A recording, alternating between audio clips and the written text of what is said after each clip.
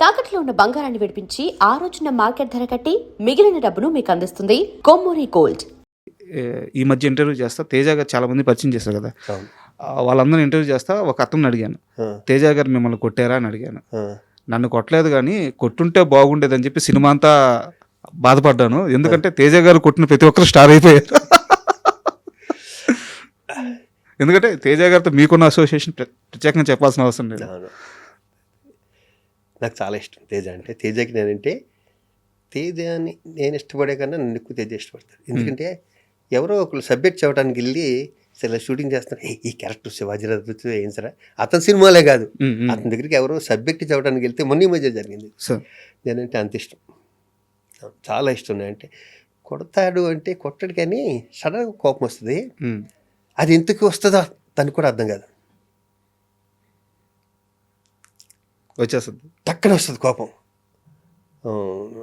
వచ్చి ఒక 10 నిమిషాలు కొంచెం పిన్ డ్రాప్ సైలెంట్గా ఉంటే మళ్ళీ మామూలుగా మళ్ళీ షూటింగ్ మామూలుగా జరుగుతుంది. భరణి అన్న నేనన్నా చాలా ఇష్టం, మేము ఇద్దరు చాలా క్లోజ్గాను. సార్ దేవుణ్ణే నమ్మని శివాజీ రాజా గారు చుట్టూ దేవుడు అంటే ప్రాణాలు ఇచ్చేసి దేవుడి కోసం భక్తితో పరవశించిపోయే మనుషులను ఎందుకు పెట్టుకున్నారు? వాళ్ళు వచ్చారేమో అలాగా, దేవుడే ఏర్పాటు చేశాడు అనుకుందాం. మీరు గమనించారా? శ్రీకాంత్ గారు కానీ భరణి గారు కానీ వీళ్ళందరూ కూడా అసలు విపరీతమైన భక్తి వాళ్ళకి. ఇంకా భరణి గారి గురించి ప్రత్యేకంగా చెప్పాల్సిన అవసరం లేదు. సో మరి మీ స్నేహం అందరూ వీళ్ళందరితో ఉంటుంది. వాళ్ళిద్దరూ నాకు చాలా కావాల్సిన వ్యక్తులు, చాలా కవితలు. దేవుణ్ణి నేను నమ్మను అంటే ఏదో ఇందాక చెప్పాను కదా, పంచభూతాలు ఏదో పవర్ ఉంటుందని నమ్ముతాను కానీ ప్రత్యేకించి చిత్తం దేవుడు అన్నది నాకు కాదు. అంటే ఇంత స్ట్రాంగ్ మైండ్ సెట్ రావడానికి కారణం ఏంటి భక్తి విషయంలో? ఎవరు మీకు? మరి నేను ఎల్లుగురులో ఎవరైనా ఎల్లుంటారా? తెలుసు సార్, నేను అనేది ఏంటంటే దేవుణ్ణి చూసే ప్రాస్పెక్టివ్లో మీకు ఒక స్ట్రాంగ్ మైండ్ ఎందుకు అనిపించే. ఎండమూరి వీరేంద్రనాథ్ నవలో కొన్ని ఇది మనకి ఎక్కడో ఎండమూరి వీరేంద్రనాథ్ ఒక నవల్లో చెప్తాడు, లేకపోతే పర్సనల్ అతని ఇంటర్వ్యూలోను, దేవుడు రకరకాలుగా చూస్తారు, నేను చూసే విధానం వేరు సార్. నాకు అది నేను కరెక్ట్గా చెప్పట్లేదు. ఈ మధ్యన కలిసాను మూరి వీరేంద్రనాథ్ గారిని, బట్ ఆయన మాటలు మీ మీద ప్రభావం, ఆ మాటలు అప్పట్లో ఆ వయసులో నా మీద చేసినవి. దేవుడు నమ్మకపోవటం అంటే ఏం లేదు. మరి నన్ను శ్రీకాంతులు గాను భరణి వీళ్ళందరూ ఎన్ని గుళ్ళకి ఎక్కడెక్కడ ఎన్ని దేశాల్లో గుళ్ళకి వెళ్ళామో తెలియదు. అవునాను, అది కాదు నమ్మకపోవటం కాదు, కానీ ఈ వ్యక్తి దేవుడు అంటే నమ్మను. ఓకే, నేను నమ్మకపోవటం దేవుని కాదు, బాబాలని నమ్మను. బాబాలని జ్యోతిష్కాలు చెప్తారే వాళ్ళని నమ్మను, దేవుని కాదు. అవును, దాకా సరిగ్గా చెప్పలేకపోయాను. ఓకే, ఈ బాబాలు వచ్చి చేతులు గారడీలు చేసి ఈ జ్యోతిష్కాలు బాబాలు ఎన్ని చెప్తుంటారు కదా, మీరు శుక్రవారం మందు కొట్టవచ్చు, శనివారం ఏదో చేయొచ్చు, ఆదివారం రెస్ట్ తీసుకోండి, ఇలాంటి చెప్తారు. అలాంటి ఎదవలు నమ్మనంటే. ఓకే, శివాజీ రాజా గారు మారు లేదు, నిజంగా ఉన్నదన్నట్టు చెప్తున్నా. అంటే శ్రీకాంత్ గారిని పక్కన పెట్టి మీరు ఇప్పుడు దాకా యాక్ట్ చేసిన హీరోలు ఉంటారు కదా సార్, మీరు వాళ్ళకి పక్కన రోల్స్ చేసి ఉంటారు, లేదా ఆ సినిమాల్లో మంచి పాత్ర చేసి ఉంటారు, మీకు నచ్చిన అంటే కంఫర్ట్గా ఉండే హీరో ఎవరు? శ్రీకాంత్ గారిని పక్కన పెట్టండి, ఎందుకంటే మీరు శ్రీకాంత్ గారి పేరు ఖచ్చితంగా చెప్తారు కాబట్టి శ్రీకాంత్ గారి పేరు పక్కన పెట్టి చెప్పండి. ఇప్పుడు దాకా మీరు చేసిన హీరోల్లో మీకు చాలా కంఫర్ట్గా అనిపించే హీరో? జగపతి బాబు గారు. ఎందుకు? హీరోలో ఉండడు, నాకు ఇష్టమైన జగపతి రాజేంద్ర ప్రసాద్ గారు అబ్బాయి. ఫస్ట్ కెరీర్ స్టార్టింగ్లో కూడా మేము ఇద్దరు హీరోలుగా చేసాం సినిమా. అప్పుడు ఎలా ఉన్నాడు, ఇప్పటికే అలాగే ఉంటాడు, చాలా కంఫర్ట్గా ఉంటాడు అందరితోనూ. అసలు ఎచ్చులు ఉండవు, ఉండవు, ఆవకాయ అన్నం కలిపేసి ఇంట్లో అందరికీ పెడతాడు ఇంచక్క. ఇలాంటి చిన్నవి ఉంటాయి, అవి జగపతి బాబు దగ్గర నేర్చుకోవచ్చు. మనిషి బంగారం జగపతి బాబు. ఆయన మధ్యలో ఫైనాన్షియల్గా చాలా స్ట్రగుల్ అయ్యారు సార్, బట్ ఆయన ఇచ్చిన కంబ్యాక్ అదిరిపోయింది. పూరి జగన్నాథ్ వీళ్ళిద్దరూ ఇచ్చిన కంబ్యాక్లు మామూలుగా లేవు.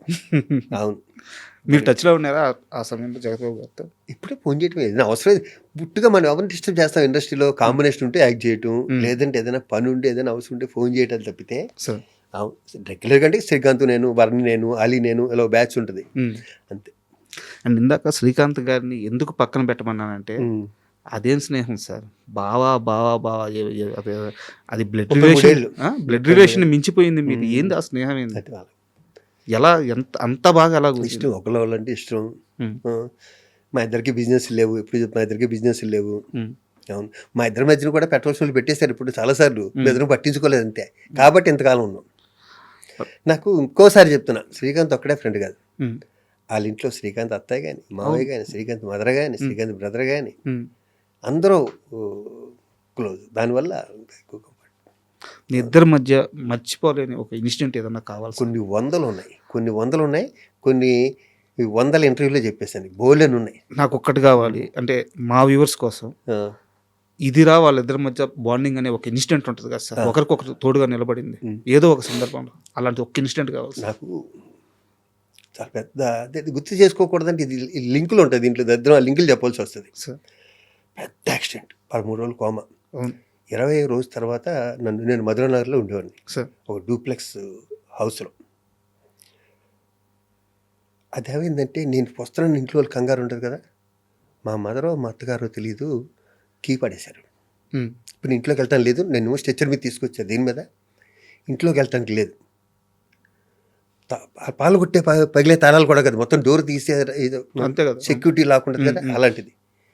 వీడు ఎంత ముండోడంటే ఈ పక్క గేట్ ఎక్కి మనిషి అందదు, ఉమ్. అక్కడి నుంచి పడితే అయిపోతున్నాయి. 4వ అంతస్తునే ఉండేది, ఉమ్. దాన్ని పట్టుకుని మొత్తానికి పైకెక్కి ఆ డోర్లోంచి వెనక నుంచి మెయిన్ డోర్ దగ్గరికి వచ్చి ఆ లోపల లాక్ ఓపెన్ చేశాడు. బా. నేను అన్నా, రే నేను బతికి వచ్చాను, నువ్వు వెళ్ళిపోయాడు హాస్పిటల్కి, ఉమ్. ఎందుకు వచ్చింది అన్న. ఎందుకంటే నేను అక్కడ పట్టుకున్నాను, అలాగా హాస్పిటల్ నుంచి వచ్చినప్పుడు ఫస్ట్ పడుకుంటాడుగా. అవును అవును, ఆయన చూడలేకపోతున్నారు అది, మీరు అది నిలబడి చూస్తుంటే లోపల తాళాలు తీసుకురండి, ఒకటి అమీర్పేట వెళ్ళండి, ఒకటి అక్కడికి వెళ్ళి ఇక్కడికి వెళ్ళండి అంటున్నారు. ఉమ్. ఏది వెళ్ళినా 1 అవర్ పడుతుంది. అవును. గ్రేట్. నా గురించి అది ప్రాణాలకి రిస్క్ వేయటం, అది నేను చాలా ఈజీగా చెప్పేస్తాను, ఇలా వెళ్ళాడు అలా తీసుకొచ్చాడని. అది 4 అంతస్తులు ఎక్కడ ఉంటే మాట్లాడు. 4 అంతస్తులు కాదు, అంటే డ్యూప్లెక్స్ కదా, 3 అంతస్తు 4 అంతస్తు కదా, 3వ అంతస్తు నుంచి 4వ అంతస్తు బాల్కనీకి వెళ్ళి అక్కడి నుంచి దూకి ఆ తలుపు తీసుంది, అక్కడి నుంచి కిందకి మెట్లు దిగి వచ్చి ఈ మెయిన్ డోర్ తీశాడు. That's all. సూపర్. పోలీ ఇలా చెప్పుకునే అవకాశం వచ్చింది, ఆడితే ఎప్పుడు చెప్పలే. ఇప్పుడు అలీ గారితో ఎలా ఉంది సార్ మీ రిలేషన్? సూపర్. మీ ఇద్దరు ఒకళ్ళంటే వాళ్ళు కమల పిల్లలు అనుకుని అలీ నేను. అందుకే సార్ అడిగింది. మీ ఇద్దరు మొన్న కృష్ణారెడ్డి గారి సినిమాలో 2 days 2 hours గెలిచిపోయింది మా ఇద్దరికి. ఎందుకంటే ఆ యూనిట్తో మాకున్న అనుబంధం, మా శరత్, మా సుచిత్ర, మా డాన్స్ మాస్టర్ సుచిత్ర, అందరినీ చూసి ఉప్పొంగిపోయాం ఇద్దరం. అవును, చాలా ఆ 2 రోజులు మాకు 2 నిమిషాల్లో గడిచిపోయింది సార్. అండ్ ఇప్పుడు ఒక సీరియస్ ఇష్యూ సార్, ఇప్పుడు ప్రజెంట్ కూడా నడుస్తుంది. శివాజీ గారు ఒక ప్రెస్ మీట్లో ఆడవాళ్ళు వేసుకునే బట్టల గురించి మాట్లాడారు, దాంట్లో కొన్ని తప్పుడు పదాలు దొర్లారు, వెంటనే క్షమాపణ చెప్పారు. మరోవైపు దీనికి అనసూయ గారు వచ్చి యాడ్ అయ్యి ఆ వర్షం చెప్పుకుంటూ వచ్చారు. అసలు ఈ మొత్తం ప్రాసెస్ ఎటో వెళ్ళిపోయింది, ఇండస్ట్రీ చేతుల్లో నుంచి వెళ్ళిపోయి అది రకరకాలుగా తిరిగేస్తుంది అనమాట. ఏం నడుస్తుంటే మీరు ఏం అబ్జర్వ్ చేశారు ఇక్కడ? ఎవరిది తప్పు అంటే మనం జడ్జి చేయొచ్చా చేయకూడదా? నేను చెప్పలేను, కానీ ఇద్దరికీ మాట ఒకటి చెప్పిన, ఇద్దరు నాకు కావాల్సిన వ్యక్తులే, ఇద్దరికే చెప్పిన, నోట్లోంచి బయటకు మాట చాలా జాగ్రత్తగా ఉండాలి కదా. మనసు బయటికి వెళ్ళిపోయాక, పబ్లిక్లోకి వెళ్ళిపోయాక ఎవరి కాళ్ళు పెట్టేసి ఇంకా ఎవరి కాళ్ళు ఇష్టం వచ్చినట్టు మాట్లాడేస్తున్నారు, అసలు దారుణంగా మాట్లాడుతున్నారు.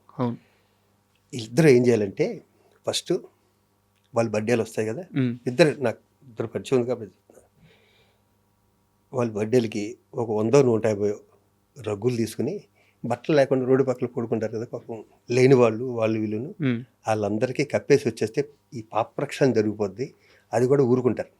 అది నేనైతే అదే కోరుకుంటున్నాను. నాకు ఇప్పుడు వచ్చిన ఐడియా ఏంటంటే, ఓల్డ్ సిటీ నుంచి ఇక్కడ దాకా ఇద్దరు ఫైనాన్షియల్గా వెల్ సెటిల్ కదా, ఇద్దరూ మంచోళ్ళే.